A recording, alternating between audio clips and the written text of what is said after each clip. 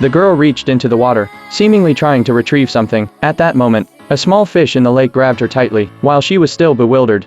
A school of fish assembled into the shape of an arm in front of her. When she pulled it up, she realized it was a human. As Wendy regained her composure, she discovered that the fish had transformed into a little girl. From the girl's words, Wendy learned she was a student at the Magic Academy, who had been sealed in the lake for 100 years. But before they could exchange many words, the girl turned into sunlight and flew toward the sky, gradually disappearing into the air. Before Wendy could make sense of it, a giant monstrous bird suddenly emerged from the forest. It flapped its wings and landed on the lake's surface. The sight terrified everyone, and they fled in fear. But only Wendy remained in place. Surprisingly, when the monstrous bird approached Wendy, it started to speak. Wendy immediately recognized it as her former classmate. She tried using magic to restore it to its original form. Just then, Daniel rushed in to save Wendy. He threw his sacred sword at the monstrous bird. In an instant, the bird shattered into pieces, ascending directly to meet its maker. But how did a student suddenly turn into a monster?